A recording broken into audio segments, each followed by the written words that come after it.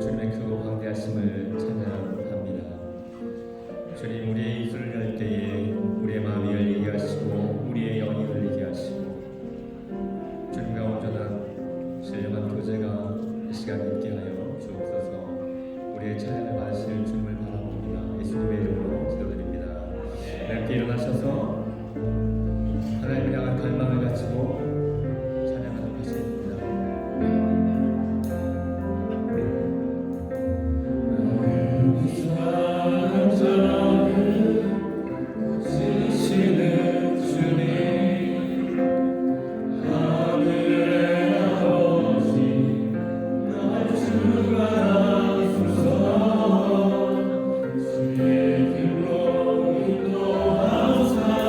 자유케 하소서.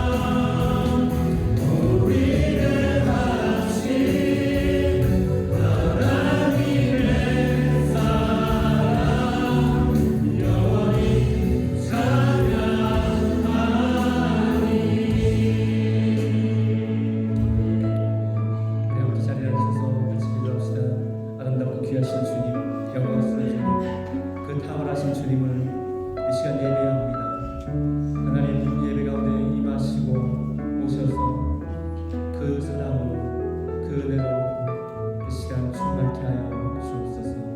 이 시간 하나님의 은혜를 사모하며 함께 기도의 자리에 나아가도록 하셔서 함께 기도하시겠습니다. 거룩하신 하나님, 은혜로우신 하나님 아버지, 너무도 복된 주일을 우리에게 선물로 주시고 하나님을 예배하는 귀한 자리로 인도해 주셔서 감사합니다. 마음 다하여 주를 찬양하고 예배할 때에 하나님, 주님을 새롭게 만나고 뜨겁게 만나고 우리 마음 가운데 기쁨 가운데 충만하여서 돌아가는 축복의 자리 되게 하여 주옵소서. 성령께서 우리 마음 주장하여 주실 것을 믿사옵고 이 모든 말씀 예수님의 이름으로 기도 올리옵나이다. 아멘. 다 같이 일어나서 8자 힘있게 찬양드리겠습니다.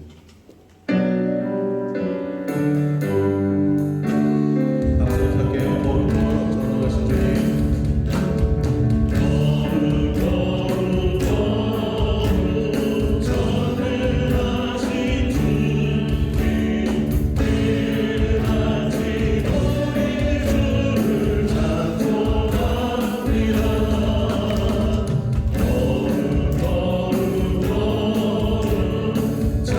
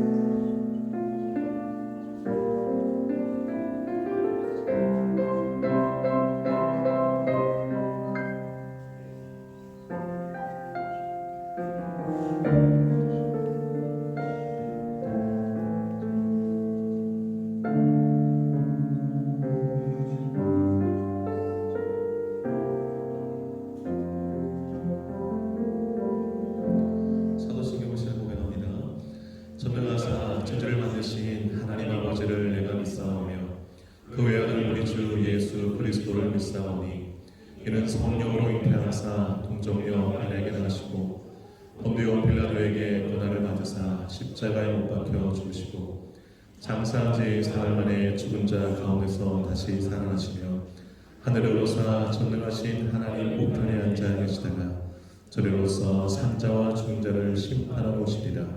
성령을 믿사오며 거룩한 공예와 성도가 서로 교통하는 것과 죄를 사하여 주시는 것과 몸이 다시 사는 것과 영원히 사는 것을 믿사옵나이다. 아멘. 사랑합니다. 축복합니다. 인사 나누겠습니다. 앞뒤적으로 인사 나누시기 바랍니다. 사랑합니다. 축복합니다.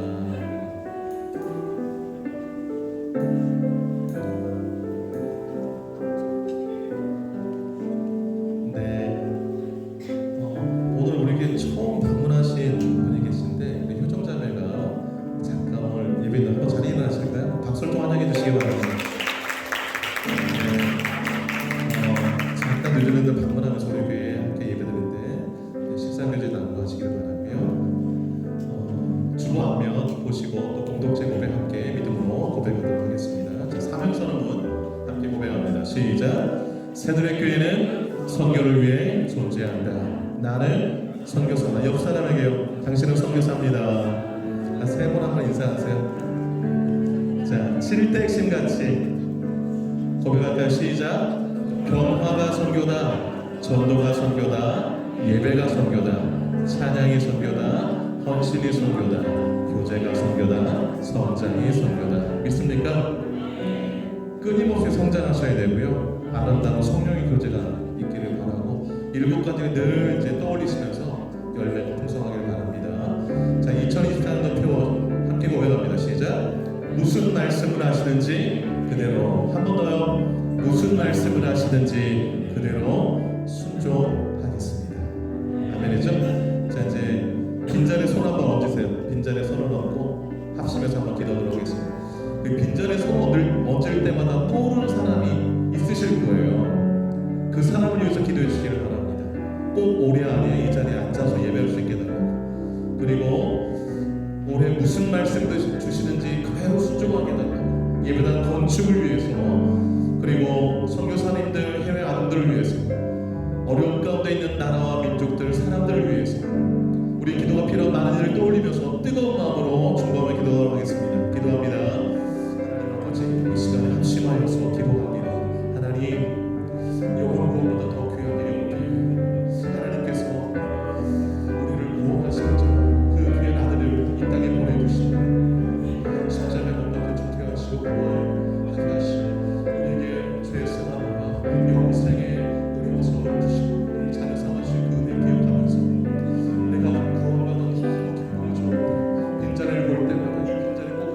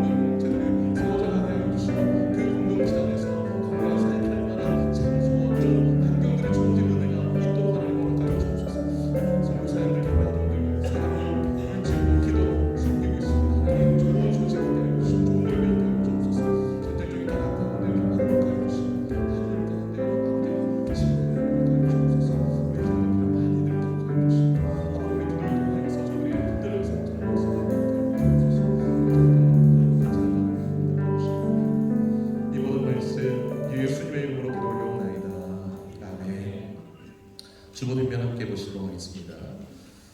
새노래 소식 예배 봉사위원 기억하여 주시고 잘 준비해 줄 수 있기를 바랍니다.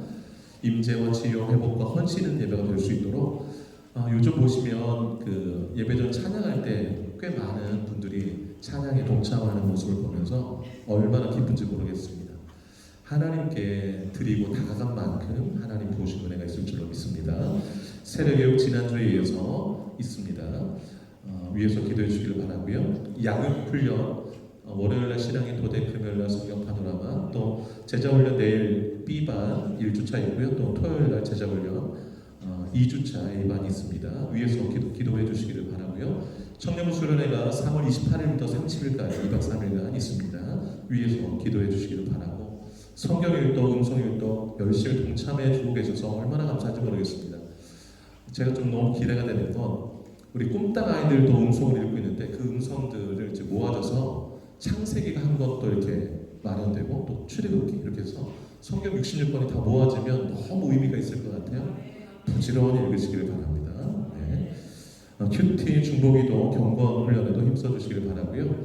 너무 기쁜 소식인데요. 고산중 형제 이슬기 자매가 돌아오는 주 17일날 오후 4시 30분에 결혼식 하는데 한번 일어나가지고 뜨겁게 한번 격려 축하의 박수 한번 보내주시죠.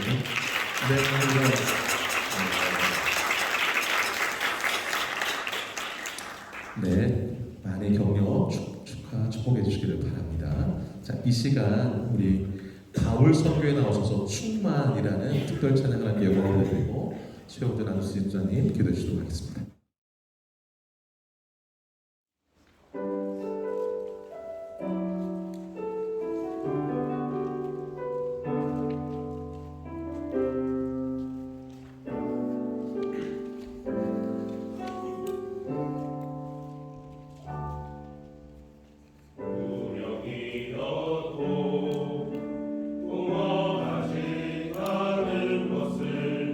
예수 안에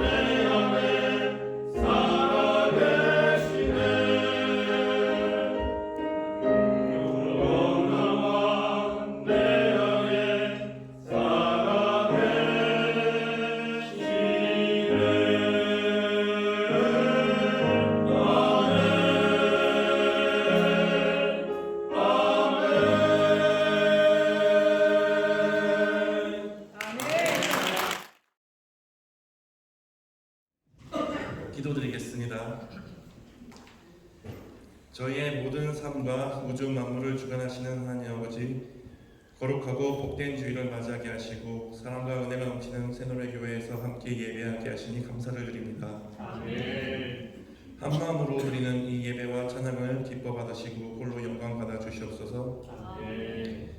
야곱의 하나님을 자기의 도움으로 삼으며 여호와 자기 하나님에게 자신의 소망을 두는 자는 복이 있도다. 아멘. 하나님 아버지, 지난날 어려움을 주께 고백하고 기도하며 간구할 때 주님의 때에 주님의 방법으로 우리를 도우시고 위로해 주시니 참으로 감사를 드립니다. 아멘. 그러나 주께 고백하기를 저의 소망이 이 세상을 향해 있었음을 회개합니다. 이르시기를 이 세상에나 세상에 있는 것들을 사랑치 말라. 누구든지 세상을 사랑하면 아버지의 사랑이 그 속에 있지 아니하니 하셨으니 이제는 저희의 시선이 세상이 아닌 주께서 일하시는 것을 보게 하시고 주님과 함께 몸과 마음이 그곳에 있기를 기도합니다. 아멘. 그리하여 주님 주시는 복 받고 누리며 전하며 살며 살기를 원하오니 이를 위해 진리의 말씀으로 저희의 영을 살찌게 하시고 각자 기도를 통하여 주님과의 관계가 더욱더 친밀해지게 하옵소서. 아멘.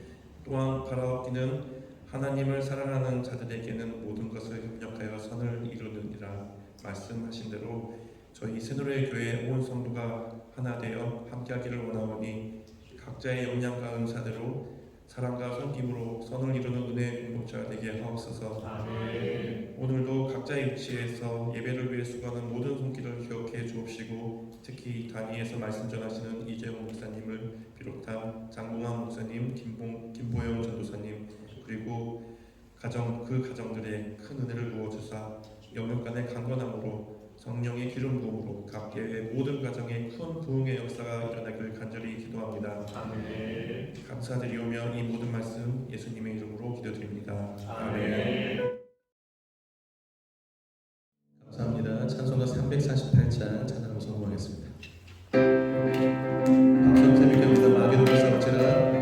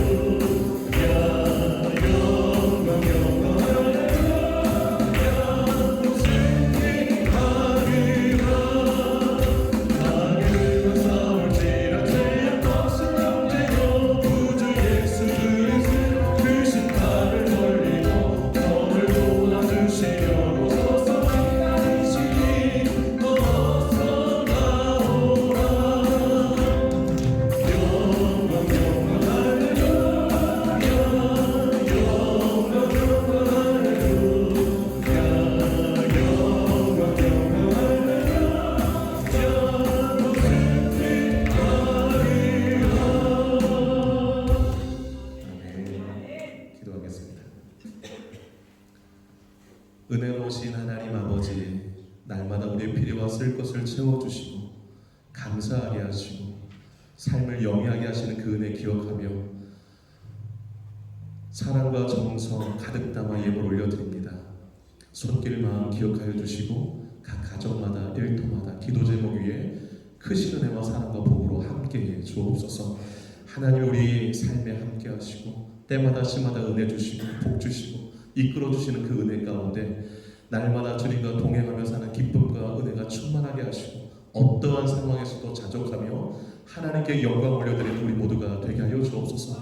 11조로 주께 올려드립니다. 모든 것이 주께로부터 왔사오니 주의 손에서 받은 것을 주께 드렸습니다 라는 것에 대한 신앙의 고백으로 올려드립니다. 하나님, 물질로 인해서 어려운 가정 한 가정도 없게 하여 주옵소서. 감사의 문을 기억하여 주시고 감사가 풍성히 넘치는 저들 되게 하여 주옵소서.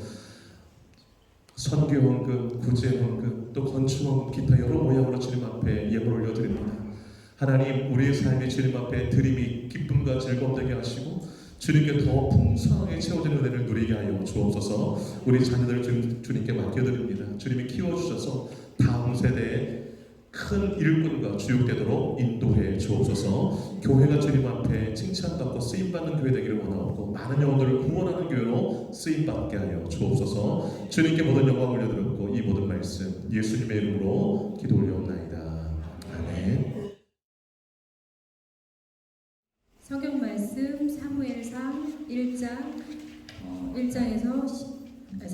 3장 1절에서 14절 말씀입니다. 아이 사무엘이 엘리 안에서 여호와를 섬길 때에는 여호와의 말씀이 희귀하여 이상이 흔히 보이지 않았더라. 엘리의 눈이 점점 어두워져서 잘 보지 못하는 그때 그가 자기 처소에 누웠고 하나님의 등불은 아직 꺼지지 아니하였으며 사무엘은 하나님의 궤에 있는 여호와의 전 안에 누웠더니 여호와께서 사무엘을 부르시는지라. 그가 대답하되 내가 여기 있나이다 하고 엘리에게로 달려가서 이르되 당신이 나를 부르셨기로 내가 여기 있나이다 하니 그가 이르되 나는 부르지 아니하였으니 다시 누우라 하는지라. 그가 가서 누웠더니 여호와께서 다시 사무엘을 부르시는지라. 사무엘이 일어나 엘리에게로 가서 이르되 당신이 나를 부르셨기로 내가 여기 있나이다 하니 그가 대답하되 내 아들아 내가 부르지 아니하였으니 다시 누우라 하니라. 사무엘이 아직 여호와를 알지 못하고 여호와의 말씀도 아직 그에게 나타나지 아니한 때라. 여호와께서 세 번째 사무엘을 부르시는지라. 그가 일어나 엘리에게로 가서 이르되 당신이 나를 부르셨기로 내가 여기 있나이다 하니 엘리가 여호와께서 이 아이를 부르시는 줄을 깨닫고 엘리가 사무엘에게 이르되 가서 누웠다가 그가 너를 부르시는지라. 내가 말하기를 여호와여 말씀하옵소서 주의 종이 듣겠나이다 하라 하니 이에 사무엘이 가서 자기 처소에 누우니라. 여호와께서 임하여 서서 전과 같이 사무엘아 사무엘아 부르시는지라. 사무엘이 이르되 말씀하옵소서 주여 주의 종이 듣겠나이다 하니 여호와께서 사무엘에게 이르시되 보라 내가 이스라엘 중에 한 일을 행하리니 그것을 듣는 자마다 두 귀가 울리리라. 내가 엘리의 집에 대하여 말하는 것을 처음부터 끝까지 그날에 그에게 다 이루리라. 내가 그의 집을 영원토록 심판하겠다고 그에게 말한 것은 그가 아는 죄악 때문이니 이는 그가 자기의 아들들이 저주를 자청하되 금하지 아니하였음이니라. 그러므로 내가 엘리의 집에 대하여 맹세하기를 엘리 집의 죄악은 제물로나 예물로나 영원히 속죄함을 받지 못하리라 하였노라 하셨더라. 아멘. 설교자와 같이 한번 읽어보겠습니다. 시작. 몰락하는 가정과 세우시는 가정. 네. 사람들은 누구나 본인이 속한 가정이 든든히 세워가기를 다 원합니다. 여러분 자신의 가정이 점점 몰락해가는 걸 좋아할 사람이 누가 있겠습니까? 아무도 없습니다. 그런데 주변의 가정들을 돌아보면 딱 둘로 나뉘는 것 같아요. 서서히 몰락해가는 가정이 있는가 하면 하나님이 든든히 세워가는 가정이 있습니다. 몰락하는 가정의 책임이 누구에게 있을까요? 따라합니다. 본인에게 있다. 네. 그러면 든든히 세워져가는 가정도 있는데 그 가정은 누가 세우시는 걸까요? 하나님이 세우시는 거예요.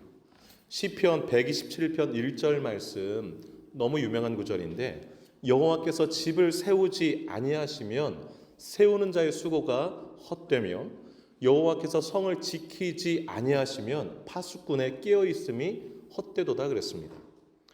자기 스스로 아무리 집을 세우려고 노력을 해도 하나님이 그 집을 세워주지 않으면 그 수고가 다 뭐가 돼요? 헛된 수고가 된대요.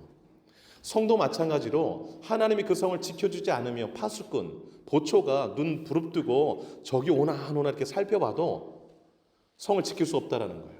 성은 뚫리게 되어 있고 무너질 수 있다라는 겁니다. 집을 세우시는 분도 하나님, 성을 지키시는 분도 하나님이세요. 여러분 사사기를 끝내고 이제 사무엘상을 우리가 살펴보고 있잖아요. 오늘 본문이 3장 읽었는데요. 이 사무엘상의 초반부에는 엘리 제사장의 가정이 몰락해가는 과정을 보여주고 하나님이 사무엘을 선지자로 세워가는 과정을 소개해주고 있습니다. 여러분 오늘 1절부터 14절까지 읽었잖아요. 13절 잠깐 한번 보세요. 13절 보시면 내가 그의 집을 영원토록 심판하겠다 여기까지. 내가의 내는 하나님을 가리켰어요. 그의 집에서 그는 엘리 제사장을 가리켜요. 하나님인 내가 엘리 제사장의 집을 영원토록 심판하겠다 말씀하시는 거예요. 14절 한번 보세요. 그러므로 내가 하나님이 말씀하시는 거예요. 엘리의 집에 대하여 맹세하기를 엘리의 집의 죄악은 제물로나 예물로나 영원히 속죄함을 받지 못하리라 하였노라. 무서워요, 안 무서워요? 너무 무서운 말씀이에요. 하나님이 나타나셔가지고서 내가 아무개 집을 영원히 심판하겠다. 그리고 그 집의 죄악은 그 어떤 것으로도 속죄함을 받지 못하고 영원히 속죄함을 받지 못하리라. 이런 말씀 들으면 여러분 어떠시겠어요? 밤잠을 이룰 수가 없죠. 밤잠을. 이 말씀은 엘리 집을 몰락시키겠다라는 말씀이에요. 그런가 하면 20절 한번 읽을까요? 20절 한번 읽어보겠습니다. 3장 20절 시작. 단에서부터 부엘세바까지의 온 이스라엘이 사무엘은 여호와의 선지자로 세우심을 입은 줄을 알았더라. 아멘. 사무엘을 여호와의 선지자로 누가 세우신 거예요? 하나님이 세우셨대요. 그런데 온 이스라엘 사람들이 그것을 알았대요. 세우신 줄. 저 사람은 하나님이 세운 선지자야라고 알았다라는 거예요. 엘리의 집은 몰락하고 사무엘은 든든히 세워져가는 대조를 본문이 보여주고 있습니다. 여러분 무엇이 개인과 가정을 몰락시키고 어떤 사람을 하나님은 든든히 세워 가시는 것일까요, 여러분? 몰락하는 가정과 하나님이 세우시는 가정, 그 판가름 두 가지를 여러분과 좀 나누고자 해요. 판가름 두 가지. 첫째, 하나님을 대하는 태도예요. 뭐라고요? 하나님을 대하는 태도. 예. 엘리 제사장의 집이 몰락하게 된 이유는 하나님을 대하는 그 가정의 태도가 불량했기 때문에 그래요. 여러분 2장 30절, 2장 한번 가보세요. 2장 30절 그 끝부분에 보면 하나님이 이렇게 말씀하세요. 나를 존중히 여기는 자를 내가 존중히 여기고 나를 멸시하는 자를 내가 경멸하리라. 이 말씀을 하나님의 사람을 통해서 엘리 제사장에게 전해준 말씀이거든요. 왜 하나님이 이 말씀을 엘리 제사장에게 전했을까요? 이스라엘 백성들 중에 그 누구보다도 너네 집은 하나님을 존중해야 될 가정인데 너희들은 나를 멸시했다라는 거예요. 그래서 내가 이제 너희 집을 뭐하리라? 경멸할 것이다라는 거예요. 여러분 엘리 제사장은 어떻게 하나님을 멸시했을까요? 두 가지로 멸시했어요. 하나는 제사로 멸시했어요. 제사로. 여러분 2장 17절을 한번 큰 소리를 읽어보겠습니다. 2장 17절 시작. 이 소년들의 죄가 여호와 앞에 심히 크면 그들이 여호와의 제사를 멸시하였더라. 이 소년들은 누군가 하니 엘리 제사장의 두 아들이에요. 홈리와 비느하스. 이들도 제사장. 오늘날로 말하면 목사들이에요. 아버지 목사가 아들들 이제 그 당시에는 뭐 다 이렇게 한 번 제사장은 그 자손들이 다 제사장했는데 아들 둘 다 목사였는데 목사인 두 아들이 하나님의 제사 예배를 멸시했다. 예, 있을 수 없는 일이죠. 있을 수 없는 일이에요. 그럼 어떻게 여호와의 제사를 멸시했는가? 하나님이 다 그냥 성경에 써놨어요. 여러분 이제 사람이 이스라엘 백성이 하나님께 제사를 드리려면 제물을 가져오잖아요. 그러면 그 기름을 먼저 하나님 앞에 태워드려요. 화목제물 같은 경우. 그러면 그 나머지 이제 그 고기 있잖아요. 그 살코기는 이제 나눠 가져요. 제사장의 몫이 있고 또 그 제주의 몫이 있는데 이제 삶아서 고기를 이제 몫을 나눌 때에 제사장의 몫만 받으면 되는데 이 홈리와 비나스 이 엘리의 두 아들이 어떻게 했는 거 아니? 새 창으로 새 갈고리로 이렇게 고기를 아무거나 찍어요. 그래서 그냥 건져 나온 걸 그냥 자기가 다 취하는 거예요. 하나님께서 제사장에게 이건 내 몫이 한 것 다 따지지 않고 그냥 걸려 나온 거 자기 취했어요. 근데 삶은 고기에 좀 질렸는가 봐요. 그래도 이제 생고기 먹고 싶다 이래가지고 하나님께 제사를 먼저 드리고 나서 이제 고기를 취해야 되는데 먼저 가져오라는 거예요. 나 삶은 고기 질려가지고 먹기 싫으니까 생고기 먹어야 되니까 가져오라는 거예요. 그랬더니 그 제사들은 그 사람이 어떻게 하나님께 드리지 않았는데 먼저 네가 취하려 하니까 그러니까 뭐라고 앉아서 이걸 16절 끝에 보세요. 16절 끝에 내가 억지로 빼앗으리라. 그래서 빼앗아 간 거예요. 하나님께 먼저 드려야 될 재물을 누가 취한 거예요? 이들이 먼저 취한 거예요. 제사를 멸시했나요? 멸시하지 않았나요? 멸시한 거예요. 여러분, 하나님의 제사를 멸시했다는 것은 누구를 멸시하는 것을 뜻할까요? 하나님을 멸시하는 것을 뜻해요. 예배를 멸시하면 하나님을 멸시하는 것과 같아요. 또 하나 엘리 제사장이 하나님을 어떤 식으로 멸시했을까요? 삐뚤어진 자식 사랑으로 하나님을 멸시했어요. 즉 하나님보다 자식을 더 중히 여겼어요. 2장 29절 한번 보시기 바라요. 2장 29절 한번 읽어보겠습니다. 시작. 너희는 어찌하여 내가 내 처소에서 명령한 내 재물과 예물을 밟으며 내 아들들을 나보다 더 중히 여겨 내 백성 이스라엘이 드리는 가장 좋은 것으로 너희들을 살찌게 하느냐. 아멘. 내 아들들을 나보다 더 중히 여겨. 이 부분을 주목하시기 바라요. 엘리 제사장은요 자기의 두 아들 홈리와 비느하스가 그 하나님께 드려야 될 제물을 밟고 있는 것을 알았어요. 자기가 막 함부로 취하는 것을 알았어요. 즉 여호와의 제사를 멸시하는 것을 알았어요. 그런데 하나님보다 아들들을 더 중히 여겨서 말로 타일렀어요. 너네들 소문이 좋지 않은 소문이 들리는데 그러지 마 이렇게. 그 하나님께 범죄하면 누가 변호해 주겠냐 이러고. 여러분 24절 한번 읽어볼게요. 2장 24절 한번 읽어봅니다. 시작. 내 아들들아 그리하지 말라. 내게 들리는 소문이 좋지 아니하니라.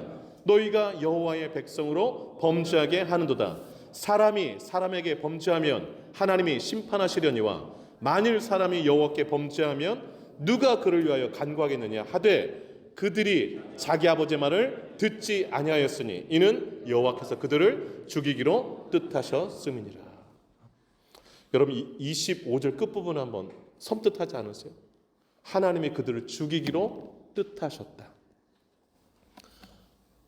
어떤 메시지를 주고 있어요? 하나님보다 자식을 중히 여기는 것은 자식을 뭐 하는 일이다? 죽이는 일이다라는 거예요. 여러분 하나님을 가장 소중히 여기시기를 축복합니다. 그게 자식 살리는 일이에요. 그게 가정 살리는 일이에요. 엘리 제사장이 가정을 든든히 세워가기를 원했다면 자식들보다 하나님을 중히 여겼어야 되고 그리고 하나님의 제사 예배를 소중히 여겼어야 마땅했습니다. 그러면 두 아들이 왜 이 모양이 됐을까? 여러분 2장 12절에 그 대답을 주고 있어요. 2장 12절 한번 읽겠습니다. 2장 12절 시작. 엘리의 아들들은 행실이 나빠 여호와를 목사인데 하나님을 모르는 목사. 여러분 이해가 되세요? 엘리의 두 아들들이 그랬다는 거예요. 그건 자식 신앙교육에 실패했다는 걸 말해요. 하나님을 알지 못하니까 하나님의 제사를 멸시할 수밖에 없고 죄 짓는 것을 너무 아무렇지 않게 여기고 아버지의 훈계도 듣지 않고 그래서 하나님이 죽이기로 뜻하셨다라는 자리까지 나아가게 된 것입니다. 자식 잘 되기를 바라고 가정이 든든히 세워져 가기를 바란다면 자녀보다 하나님을 더 중히 여겨야 되고 자식도 하나님의 제사를 소중히 여겨야 된다고 오늘 본문이 말해주고 있는 거예요. 그것이 자식을 살리는 길이고 가정을 든든히 세우는 길이라 말씀하고 있습니다. 여러분 엘리 제사장 집이 이러했잖아요. 근데 엘리 제사장 집과 사뭇 다른 집이 있어요. 한나. 사무엘의 어머니 한나. 사무엘의 어머니 한나는요. 하나님을 향한 그 경배의 마음이 남달랐어요. 그 임신하지 못해서 얼마나 그 분인나에게 괴롭힘 당하고 힘든 세월을 보냈는지 몰라요. 슬픈 여자다, 애통한 여자다, 막 밥도 못 먹고. 그런데 그 부인이랑 싸우지 않고 또 남편 바가지 긁지 않고 그 슬픔을 다 가지고 누구 앞에 갔냐면 하나님 앞에 갔어요. 그리고 다 눈물로 기도했어요. 왜 그렇게 기도했는가? 왜 하나님을 찾았는가? 하나님을 향한 그 믿음이 너무 신실해서 그래요. 여러분 2장 2절 한번 읽어볼게요. 2장 2절 한번 읽어봅니다. 2장 2절 큰 소리로 읽겠습니다. 시작. 여호와와 같이 거룩하신 이가 없으시니 이는 주밖에 다른 이가 없고 우리 하나님 같은 반석도 없으십니다. 아멘. 한나의 고백이에요. 하나님 제가 어디 갑니까? 하나님만이 저를 도울 수 있습니다라고 매달리는 거. 이게 하나님을 존중히 여기는 거예요. 6절 7절 한번 읽겠습니다. 6절 7절 2장 6절 7절 시작. 여호와는 죽이기도 하시고 살리기도 하시며 스올에 내리기도 하시고 거기에서 올리기도 하시는도다. 여호와는 가난하게도 하시고 부하게도 하시며 낮추기도 하시고 높이기도 하시는도다. 예, 한나의 신앙 고백이에요.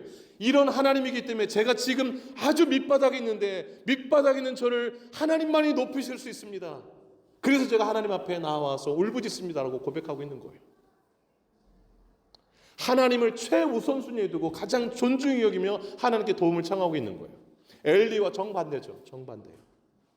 하나님이 너무 예쁘셨어요. 나를 존중히 여기는 자 존중히 여기리라. 그래서 아들 줬어요. 그 아들이 누구예요? 사무엘. 그런데 그 한나가 하나님께 약속했어요. 하나님 아들만 주시면 그 아들 평생 하나님께 바치겠습니다. 근데 아들이 생기면 여러분 어때요 마음이? 없을 때는 좀 이렇게 막 달라고 그러지만 생기고 나면 막 내가 언제 그랬던 거 기억이 안 나는데도 막 이러기도 하고. 그런데 한나는 어떻게 했는지 아세요? 그 아들 젖을 딱 떼자마자 하나님께 그 어린 아이를 바쳐요. 하나님께. 그래서 엘리 제사장의 양아들이 되도록 바치는 거예요. 제사장이 되도록. 하나님을 멸시했어요? 존중했어요? 존중한 거예요. 그때 하나님이 그 존중을 딱 보시고 너무 예쁘다. 그리고 아들 셋, 딸 둘, 덤이다. 이렇게 더 주셨어요. 2장 21절에 나와요. 세 아들과 두 딸을 덤으로 주셨어요. 여러분 하나님을 향한 우리의 태도가 몰락하는 가정인가 세우는 가정인가를 결정해요. 하나님을 향한 나의 태도. 자식들보다 하나님을 더 중히 여기는 것. 자식은 한 샘플이죠. 하나님보다 더 중히 여기는 게 다른 것이 있으면 안 돼요. 그 중에 하나가 자식일 수도 있고. 예배를 소중히 여기시기를 바라요. 예배를. 제가 늘 감동받는 모습은 그 예배 전에 찬양할 때 제가 맨 뒤에서 찬양하는데 막 이렇게 뒷모습에서도 전심으로 찬양하는 사람들이 보여요. 그 모습을 뒤에서 보면 축복이 절로 나와요. 축복이 절로 나와요. 하나님 얼마나 기쁘실까? 그러면 하나님이 존중받으시는데 얼마나 저 가정을, 저 개인을 축복하실까? 제가 축복이 나오는데 하나님은 얼마나 좋으시겠어요?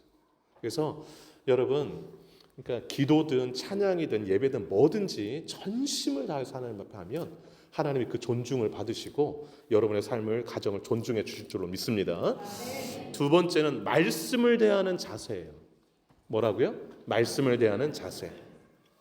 오늘 3장 1절 한번 읽도록 하겠습니다. 3장 1절 한번 읽어볼까요? 시작. 아이 사무엘이 말씀이 희귀하여 이상이 흔히 보이지 않더라. 엘리 앞에서 여호와를 섬길 때는 이걸 좀 주목해왔어요. 그 2절 한번 보시기 바라요. 엘리의 눈이 점점 어두워가서 잘 보지 못하는 그때에 엘리 제사장이 나이가 매우 많이 늙었다라고 2장 22절에 설명해주고 있거든요. 그래서 노안이 심하게 오고 아예 그냥 앞이 잘 안 보이는 상황이에요. 이 말은 엘리가 실제로 눈이 막 이제 흐려져서 앞을 못 보는 상황이기도 하지만 그 당시 영적 상태가 영적으로 매우 어두웠음을 또 보여주기도 하는 거예요. 그 증거가 3장 1절에 여호와의 말씀이 희귀했다, 드물었다, 없었다라는 거예요. 아무 말씀도 주시지 않고. 여기 이상은 비전, 꿈, 뭐 환상 이런 걸 뜻해요. 하나님의 꿈이나 환상을 통해서도 말씀을 주시기도 하는데 그런 것조차 아무것도 없었다는 거예요. 거의. 왜 그런가? 영적인 암흑기였기 때문에 그렇다는 거예요. 여러분 하나님의 말씀이 깨달아지고 들리고 하나님 계속 나한테 뭘 말씀하시는 것 같다. 축복인 거예요. 근데 말씀을 하나도 안 하시는 것 같고 뭐 안 들린다 그러면 심각한 거예요. 심각한 거예요. 심각한 거예요. 자, 그러면 왜 하나님의 말씀이 희귀했을까요? 그 당시에 엘리 제사장이 지도자로 있을 때 왜 하나님의 말씀이 희귀해서 없었을까? 하나님의 말씀을 대하는 자세가 잘못돼서 그래요. 엘리 제사장의 하나님의 말씀에 대한 태도가 어떠했는지는 잘 알았어요. 하나님의 말씀에 대해서 어떻게 해야, 어떤 자세를 해야 되는지를 알았어요. 그 내용이 오늘 읽은 본문의 내용인데, 이제 저녁이 돼서 사무엘이 그 성전에서 이제 바쳐졌으니까 성전에서 이제 막 일을 배웠어요. 엘리 제사장이 사무엘의 아들이라고 부르거든요. 영적인 아들로. 그래서 그 성전에서 사무엘이 열심히 이제 제사 지내는 것도 배우고 막 이러는데 어느 날 잠을 들었어요. 그랬더니 갑자기 사무엘아 그런 거예요. 그래서 사무엘은 하나님을 만난 적이 없어요. 말씀을 들은 적이 없어요. 그래서 엘리 제사장이 부른 줄 알고 막 가가지고서 부르셨어요? 이랬더니 나 안 불렀는데 가서 다시 자 그랬어요. 또 가서 잤는데 또 사무엘을 부르는 거예요. 그래서 이제 제사장이 부른 적 또 갔더니 안 불렀어. 가서 자 이런 거예요. 세 번째 또 부르신 거예요. 하나님. 근데 하나님 부른지도 몰라가지고 또 갔더니 그제서야 이제 엘리 제사장이 하나님 부른 거구나라고 깨닫고 뭐라고 하냐면 마지막 이제 하나님이 또 널 부르면 이렇게 대답해라라고서 가르쳐 줘요. 그게 여러분 9절인데요. 같이 한번 읽어볼게요. 3장 9절 읽어봅니다. 시작. 엘리가 사무엘에게 이르되 가서 누웠다가 그가 너를 부르시거든 네가 말하기를 여호와여 말씀하옵소서 주의 종이 듣겠나이다 하라 하니 이에 사무엘이 가서 자기 처소에 누우니라. 네. 하나님의 말씀에 대한 바른 자세가 뭐예요? 그 9절에 여호와여 말씀하옵소서 주의 종이 듣겠나이다. 주님 무슨 말씀을 하시든지 그대로 순종하겠습니다. 이게 말씀을 대하는 자세예요. 이거 누가 가르쳐줬어요? 엘리가. 누구에게? 사무엘에게. 그럼 엘리는 그렇게 했는가? 그렇게 하지 않았어요. 알면서 아는데 그렇게 하지 않았어요. 여러분 사무엘에게 하나님이 다시 나타났어요. 그게 이제 10절부터 다시 부르니까 이제 사무엘이 배운 대로 여호와여 말씀하옵소서 주의 종이 여기 있나이다. 그랬더니 하나님이 주신 두 가지 말씀이 뭐예요? 그게 12절. 내가 엘리의 집에 대해 말한 것을 처음부터 끝까지 그날에 그에게 다 이루리라. 그래서 13절 무슨 말씀하셨어요? 내가 그의 집을 이거 하나. 두 번째 14절 엘리의 집의 죄악은 영원히 속죄함을 받지 못하리라. 이 두 가지 말씀이에요. 여러분 그 사무엘이 이 말씀을 듣고 얼마나 무서웠겠어요? 내 스승님의 집이 영원히 심판받는다. 하나님께서 그 집을 내가 영원히 심판할 거야. 그 집은 어떠한 예물과 제물로도 영원히 속죄함을 받지 못할 거야. 얼마나 떨렸을까. 그 말을 어떻게 전해요? 다음날 아침이 됐어요. 엘리가 불렀어요. 사무엘한테. 어젯밤에 하나님 뭐라고 말씀하시더냐? 하나도 빠짐없이 다 얘기해. 만약에 하나를 빠뜨리면 하나님 너에게 벌을 내리기를 원한다. 이렇게 말씀했어요. 그래서 사무엘이 18절 한번 읽을까요? 18절 한번 읽겠습니다. 시작. 사무엘이 그것을 그에게 자세히 말하고 조금도 숨기지 아니하니 그가 이르되 이는 여호와시니 선하신 대로 하실 것이니라 하니라. 아멘. 사무엘이 하나도 빠짐을 다 얘기했어요. 하나님이 엘리 제사장의 집을 영원히 심판하신대요. 그리고 그 죄는 어떠한 것으로도 영원히 속죄함을 받지 못한대요. 그런데 그 말을 듣고 엘리 제사장의 반응이 어떠했어요? 여러분?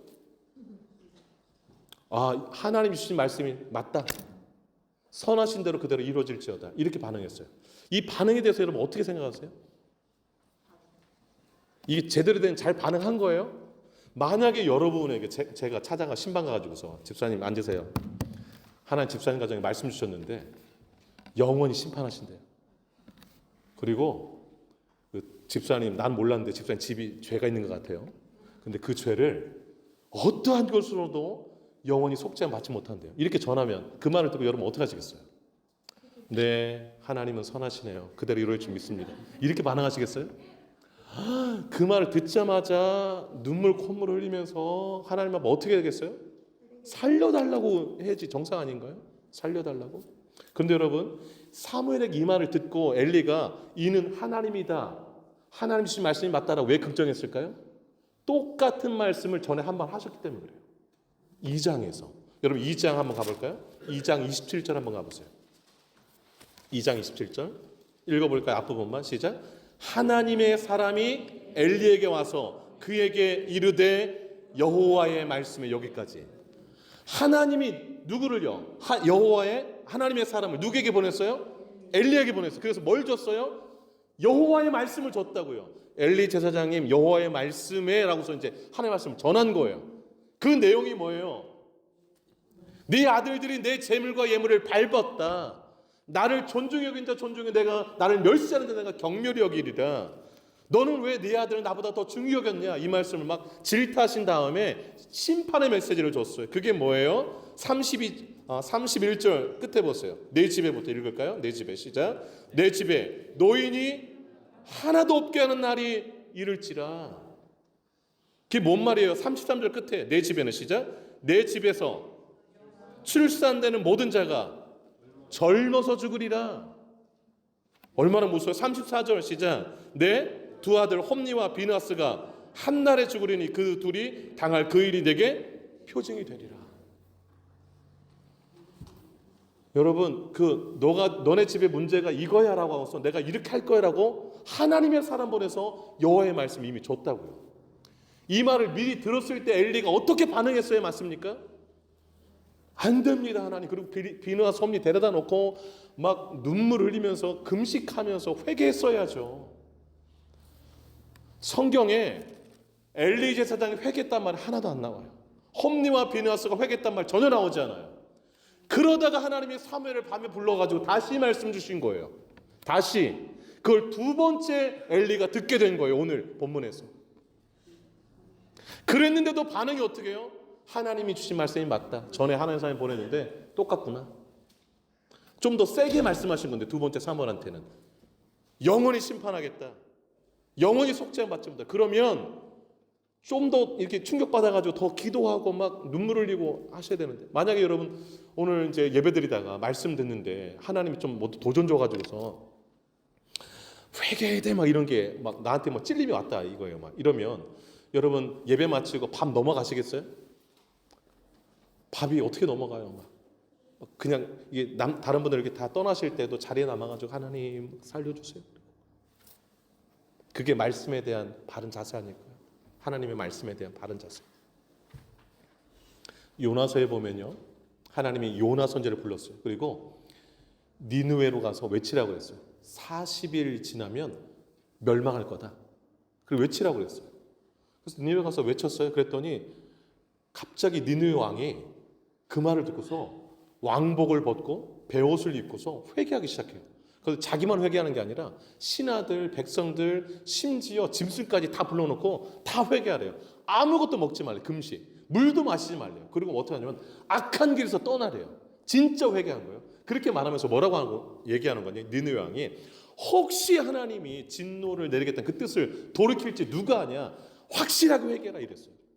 심판하셨을까 안 하셨을까요? 안 하셨어요. 40일 뒤면 멸망할 정도로 심판이 끝자락에 왔는데도 진실로 회개하니까 하나님 어떻게 하는가? 돌이키셨다고요. 그러면서 하나님께서 요나 선지자에게 뭐라고 말씀하시냐면 내가 좌우를 분별치 못하는 이 니느웨 성이 12만 명을 아낀다 이렇게 맨 끝에 그렇게 표현해 놓으셨어요.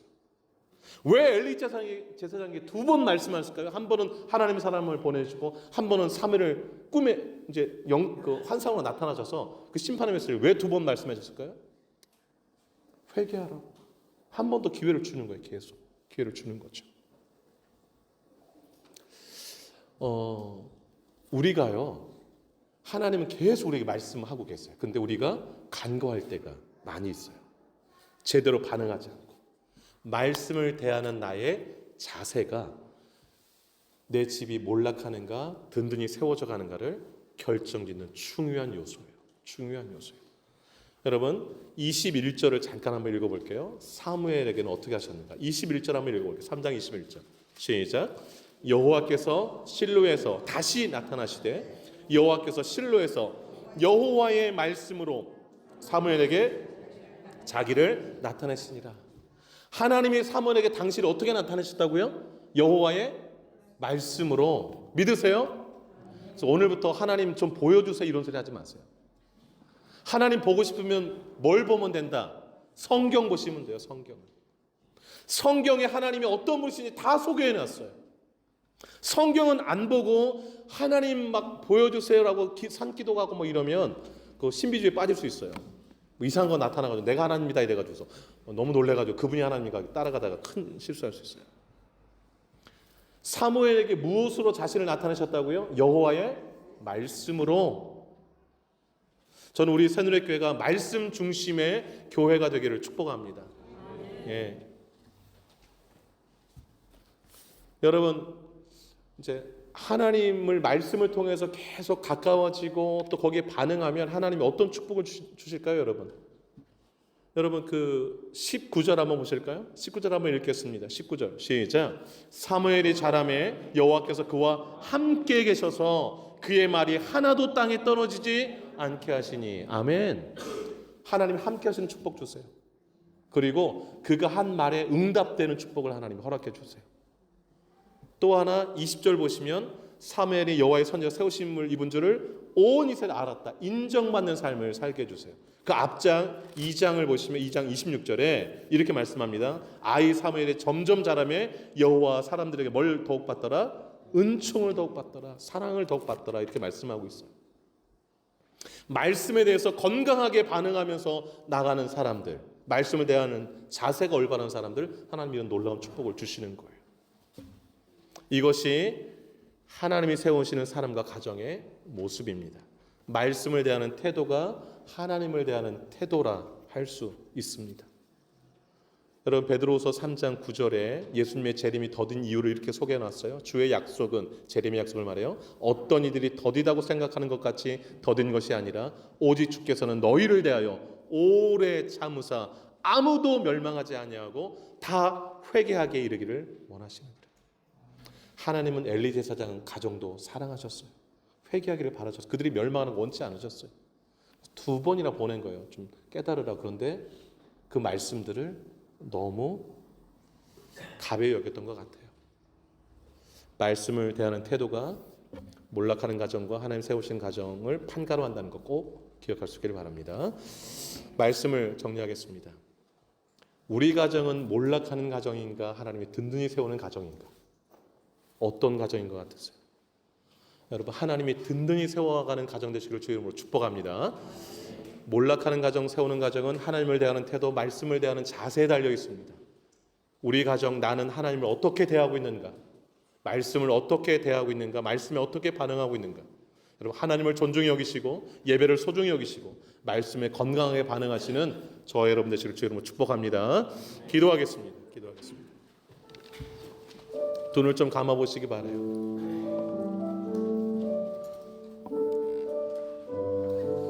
하나님을 어떻게 대하고 있는가?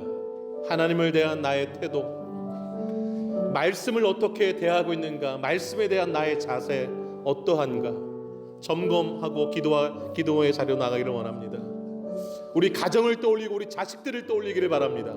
우리 가정을 살리고 자식을 살리는 길이 무엇인가? 하나님을 알게 해주고 예배를 소중히 여기게 해주고 그 무엇보다도 하나님을 중요하게 여기게 하는 것, 그것이 자식 살리고 가정 살리고 나를 살리는 길이라는 것을 꼭 기억하면서 하나님 나를 살려주옵소서, 자식 살려주옵소서, 가정 살려주옵소서라고 뜨거운 마음으로 기도하기를 원합니다. 기도하겠습니다. 옆 사람 신경 쓰지 마시고 여러분 마음 다하여서 하나님 앞에 기도하기를 원합니다. 거룩하신 아버지 하나님, 거룩하신 아버지 하나님, 무늬만 교인 아버지 하나님 되지 말기를 원합니다. 아버지 하나님 예배의 자리만 참석하고 지나가는 사람 되지 않기를 원합니다. 하나님 아버지 한나처럼 전심으로 하나님 앞에 신앙 고백하면서 하나님께 매달리는 사람 되게 하여 주옵소서. 기도를 소중히 여기고 예배를 소중히 여기고 하나님을 가장 소중히 여기는 사람 되게 하여 주시기를 원합니다. 아버지 하나님이시여 직분이 중요한 게 아니고 자리가 중요한 게 아님을 압니다. 하나님을 아는 것이 중요하고 여호와의 제사 예배를 소중히 여기는 것이 중요하고 하나님을 중히 여기는 것이 소중함을 압니다. 하나님을 멸시하면 하나님부터 경멸 여김을 당하게 됨을 깨닫습니다. 하나님을 존중히 여길 때 하나님도 존중히 여김을 한나의 모습을 통하여서 아버지 하나님 사무엘의 모습을 통하여서 확인했습니다. 거룩하신 아버지 하나님, 우리는 하나님을 향하여서 얼마나 올바른 태도를 보이고 있습니까? 아버지 하나님이시여 그 무엇보다도 하나님을 소중히 여기고 있는가? 예배를 소중히 여기고 있는가? 아버지 하나님, 나의 주님 앞에 예배의 태도, 신앙의 태도는 어떠한가? 하나님께서 말씀을 그토록 주시며 도전하며 우리에게 다가오고 있는데 그 말씀에 대해서 나는 어떻게 반응하며 나아가고 있는가? 거룩하신 아버지 하나님, 하나님께서 회개의 기회를 주시고 다시 회복의 기회를 주실 그때에 주님 앞에 온전하고 건강하게 반응하면서 회개하며 주님 앞에 나아갈 수 있도록 하나님 도와주시옵소서. 말씀을 통하여서 아버지 하나님 사무엘에게 자신을 나타내 주셨는데 우리가 성경 말씀을 통하여서 하나님을 더욱더 깊이 알아가는 우리 성도들 다 되게 하여 주옵소서. 그럴 때 하나님이 함께 하시고 말의 응답을 주시고 아버지 하나님, 사람들에게 사랑과 존경을 받으며 인정받게 하시는 놀라운 은혜와 축복이 우리 삶 가운데 주어지게 됨을 믿습니다. 거룩하신 아버지 하나님, 건강한 신앙의 반응들을 주님 앞에 보이게 하여 주옵소서. 하나님 아버지, 가정이 몰락하는 걸 좋아하는 사람 아무도 없을 줄 압니다. 그러나 내가 세운다고 가정이 세워지는 것이 아니라 하나님이 그 가정을 세워주실 때 비로소 세워진다는 것을 기억하고 하나님을 존중히 여기는 우리 모두가 되게 하여 주옵소서. 예배를 소중히 여기게 하여 주시옵소서. 하나님의 말씀에 건강하게 반응하게 하여 주시옵소서. 하나님, 기회를 주실 때에 두렵고 떨림으로 하나님 앞에 눈물 흘려 기도하며 가정 살려달라고, 자식 살려달라고, 나를 살려달라고 애원하며 주님 앞에 나아가게 하여 주시옵소서. 밋밋하게 무감각으로 대응하지 말게 하시고 눈물을 흘리게 하시고 가슴을 치게 하시고 옷을 찢지 말고 마음을 찢게 하여 주옵소서. 그리하여서 내가 먼저 살아서 올바른 모습을 주님 앞에 보이게 하여 주옵소서. 한나처럼 믿음의 어머니, 기도의 어머니가 되게 하시고 자녀들을 정말 신앙으로 잘 훈육하여서 어릴 때부터 하나님을 아는 자로, 말씀을 통하여서 하나님을 알아가는 자로 키워내게 하여 주시옵소서. 그럴 때 우리의 장래가 소망이 있고 우리 가정들이 든든히 세워갈 줄로 믿습니다. 그렇게 세워가는 우리 모두가 되기를 간절히 소망하옵고 이 모든 말씀 예수님의 이름으로 기도 올려옵나이다. 아멘. 다 같이 일어나시겠습니다. 주님 말씀하시면 찬양 드리도록 하겠습니다.